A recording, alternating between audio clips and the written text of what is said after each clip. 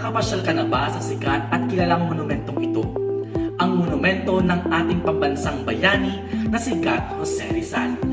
Pansin mo rin bang halos lahat ng bayan dito sa Pilipinas at kahit sa ibang lupalop ng daigdig gaya ng Italia, Pransya, China at maging sa Espanya ay may nakaluklok na monumento niya. Maging sa isang piso, makikita ang kanyang mukha. Sino nga ba si God Jose Rizal? Gaano mo siya kakilala? At ano ang naging ambag niya sa ating makulay na kasaysayan? Ako si Sir Aldrin Mejia, ang inyong dancer teacher sa Filipino, at ito ang buhay ni Rizal.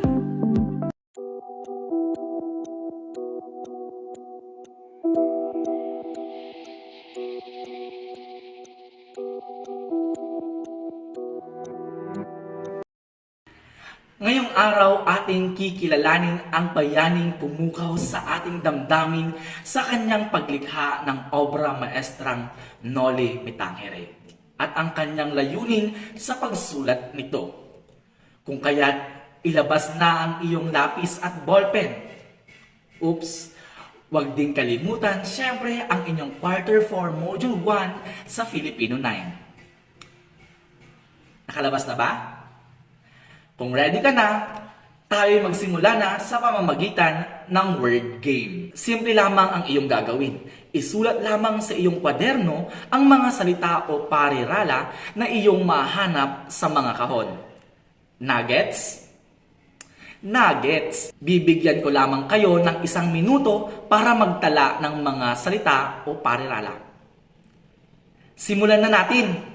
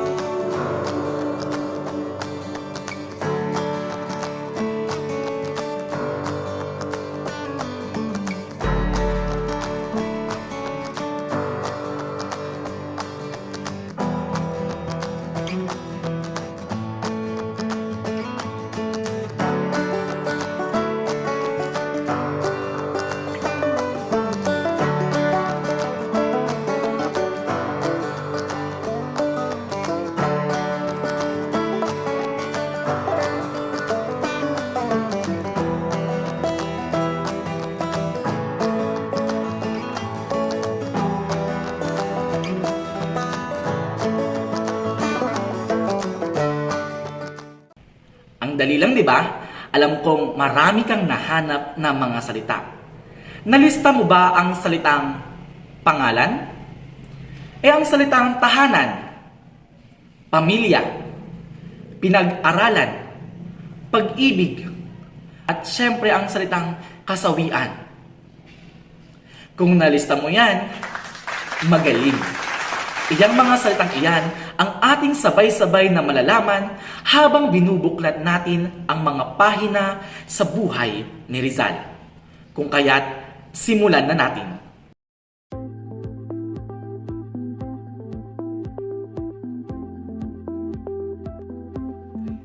Ang buong pangalan ni Rizal ay Jose Protasio Rizal Mercado y Alonzo Realonda, o mas kilala sa palayaw na Pepe. Siya ay pinanganak noong Hunyo 19, 1861 sa Calamba, Laguna. Ang kanyang mga magulang ay sina Francisco Ingracio Rizal Mercado y Alejandro Achadora Morales Alonzo Realonda y Quintos. Ang kanyang pangalan ay may kasaysayan. Bago pa ang kautosang binaba ni Gobernador General Claveria, ginagamit na ng pamilya ang apelyedong Mercado. Ngunit alinsunod sa kapasyahang ginawa ng Gobernador General, ginamit ng pamilya ang apelyedong Rizal na nangangahulugang Luntiang Bukirin. Pangilan ka sa inyong magkakapatid? Kung hindi mo natatanong, Si Rizal ay ikapito sa 11 magkakapatid. Siya ay may 9 na kapatid na babae. Ang kanilang mga pangalan ay Saturnina, Narcisa, Olympia, Lucia, Maria, Concepcion, Josefa, Trinidad, at Soledad. At syempre, may kapatid din siyang lalaki na nagngangalang Pasiano. 9 na taong gulang siya nung una siyang pumasok sa formal na paaralan sa Calamba. Ngunit dahil alam niya na ang mga itinuturo ng kanyang mga guro, piniling ilipat na lamang siya sa Maynila upang doon ipagpatuloy ang kanyang pag-aaral sa mas mataas na antas. Si Jose Rizal ay nag-aral sa prominenteng universidad sa Maynila. Pumasok siya sa Ateneo Municipal de Manila noong Enero 20, 1872 o mas kilala sa Ateneo de Manila University ngayong taon. Sa sumunod na taon, sa isa sa pinakamatandang universidad naman dito sa Pilipinas, siya nag-aral. Sa Universidad ng Santo Tomas, kung saan siya nakapag-aral ng filosofiya. Sa Madrid, Espanya, naman niya natapos ang kanyang kursong filosofiya at medisina. Atin namang buklatin ang pahina kung saan malalaman natin ang mga nagdaang babae sa buhay ni Rizal. Sinasabing si Leonor Rivera ang pinakamatagal na naging karelasyon ni Rizal. Si Segunda Katigbak naman ang kanyang naging unang pag-ibig. At si Josephine Bracken ang babaeng kanyang nakasama noong siya ay piniit sa dapitan. Sila ay nagsama bilang mag-asawa. Kilala si Rizal bilang ang dakilang manunulat.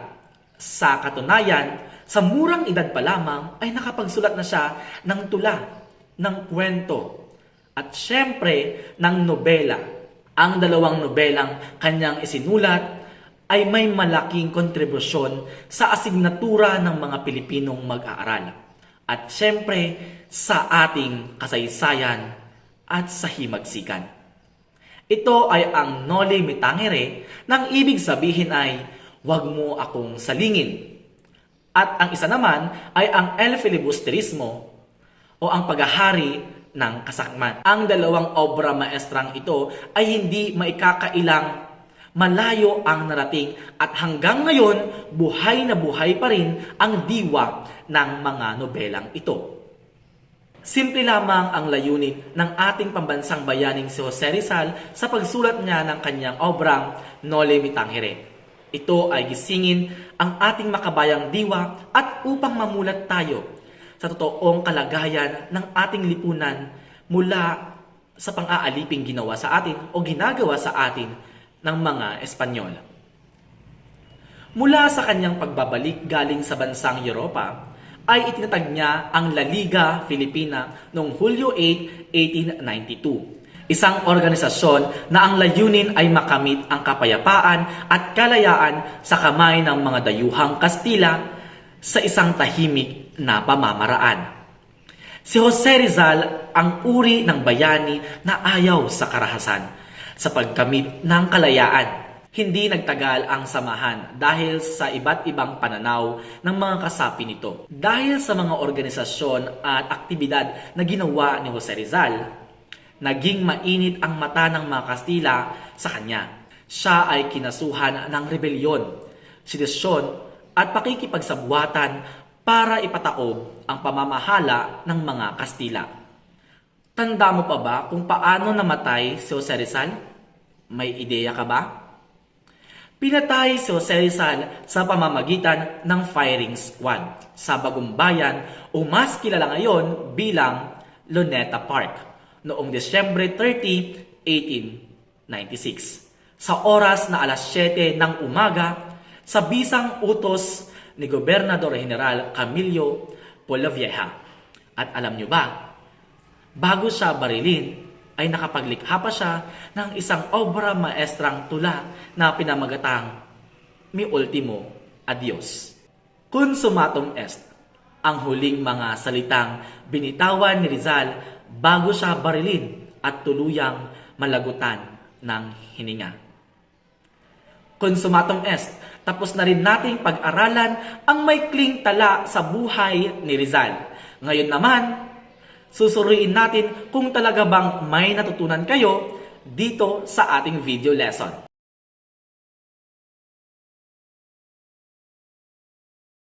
Ibigay ang hinihingi ng bawat pahayag. Piliin ang mga sagot sa kahon at isulat ito sa espasyong inilaan. Unang katanungan. Ano ang buong pangalan ni Rizal?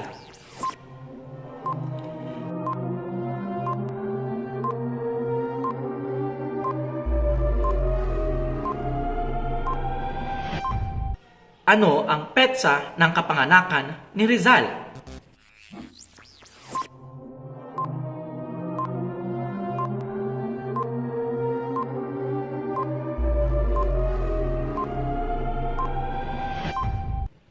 Pangatlo, lugar ng kapanganakan ni Rizal.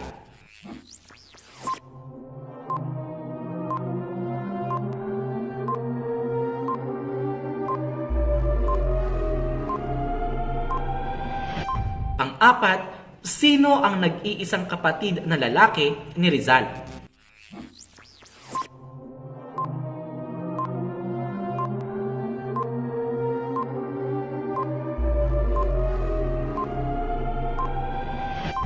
Panglima, taong 1872 nang siya'y pumasok sa anong paaralan?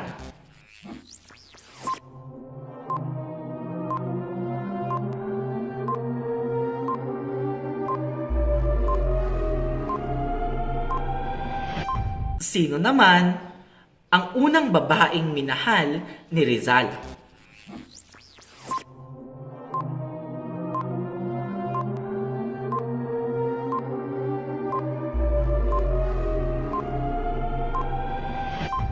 Ikapito, ano ang kapisanang itinatag ni Rizal?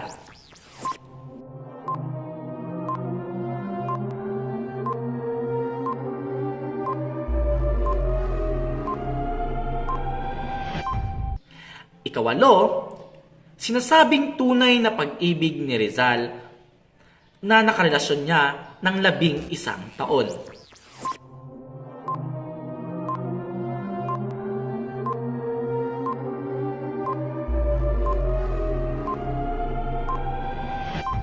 Ikasyam, unang nobelang isinulat ni Rizal.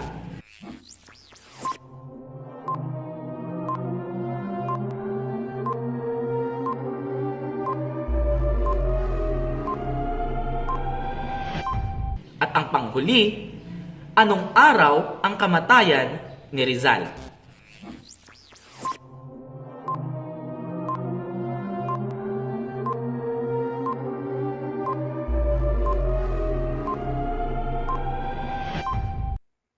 Ito ang mga kasagutan. Una, Jose Protasio Rizal Mercado y Alonzo Rialonda. Pangalawa, Hunyo 19, 1861. Pangatlo, Calamba, Laguna. Pang-apat, Pasiano. Panglima, Ateneo Municipal de Manila. Pang-anim, Josephine Bracken. Pang-pito, La Liga Filipina. Pang-walo, Leonor Rivera. Pang-siyam, Noli Me Tangere. At pang-sampu, Disyembre 30, 1896.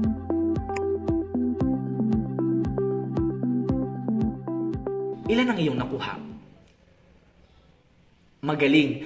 Tiyak kong handa ka na at sapat na ang iyong kaalaman upang busisihin pa ng lalo ang kanyang obra maestrang Noli Me Tangere.